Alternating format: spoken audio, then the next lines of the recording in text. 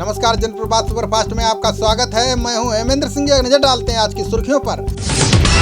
20 लाख करोड़ रुपए के पैकेज के बारे में वित्त मंत्री ने दिया ब्यौरा।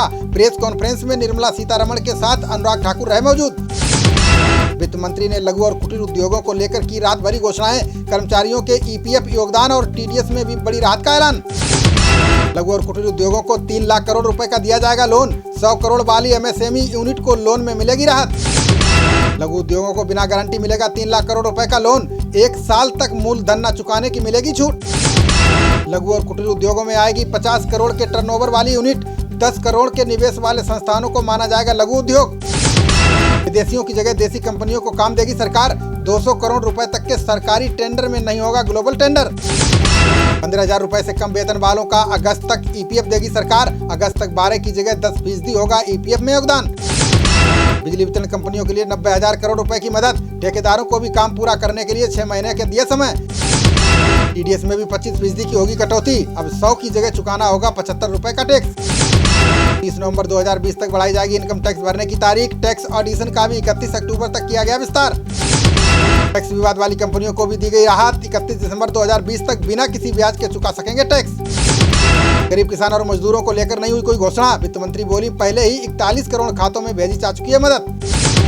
पीएम मोदी ने लॉकडाउन को लेकर बुलाई हाई लेवल की बैठक। गृह मंत्री, रक्षा मंत्री सहित अन्य वरिष्ठ मंत्रियों के साथ कर रहे हैं चर्चा। पीएम मोदी द्वारा लोकल ब्रांडों को लेकर की गई अपील का दिखा असर। सीएपीएफ कैंटीन में अब सिर्फ स्वदेशी उत्पादों की होगी बिक्री। उत्तर भारत में बदल सकता है मौसम का मिजाज। प्री मानसून के लिए बंगाल की खाड़ी में तैयार हो रहा है चक्रवाती तूफान। अगले 24 घंटे में 70 किलोमीटर की रफ्तार से चल सकती हैं हवाएं। कई राज्यों में धूल भरी आंधी के साथ होगी बारिश। प्रियंका गांधी ने सीएम योगी को पत्र लिखकर दिए कई सुझाव। का ब्याज के भुगतान को 6 महीने के लिए स्थगित करे सरकार।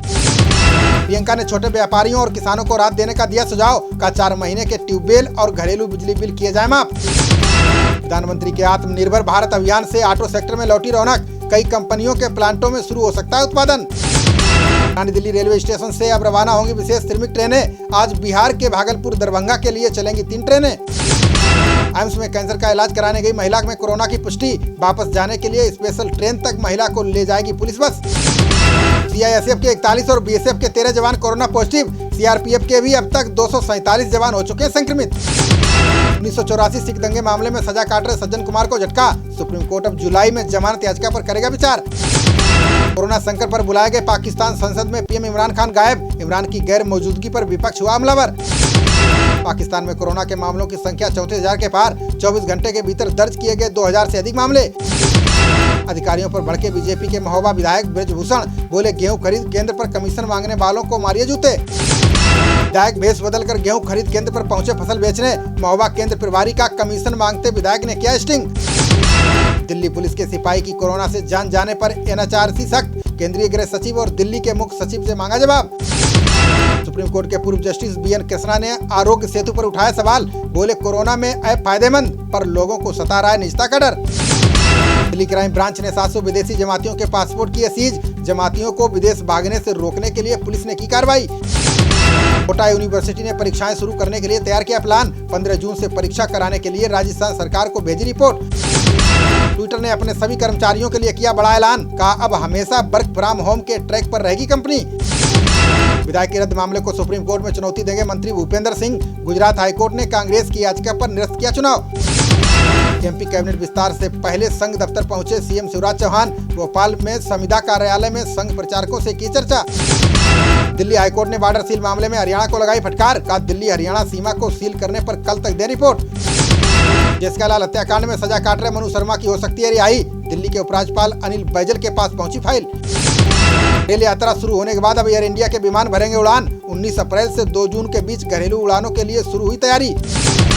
आगरा जेल में कोरोना के दस्तक देने से कैदियों में हड़कंप। 10 कैदियों में दूसरी बार कोरोना टेस्ट आया पॉजिटिव।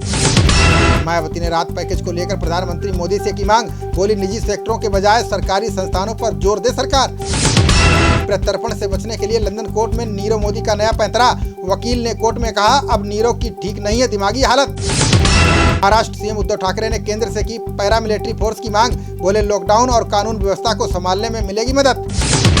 आगरा के एशियन मेडिकल कॉलेज के प्रधानाचार्य पर गिरी गाज। सरकार ने कोरोना संकट से ठीक से न निपटने पर पद से हटाया। डॉक्टर जीके अनेजा को हटाकर डॉक्टर संजय काले को दी गई जिम्मेदारी। सीएम योगी की सख्ती के बाद कई और पर हो सकती है कार्रवाई। IAS मनोज आहूजा को बनाया गया CBSE का नया चेयरमैन। लॉकडाउन में फंसी परीक्षाएं और रिजल्ट घोषित करना है बड़ी चुनौती।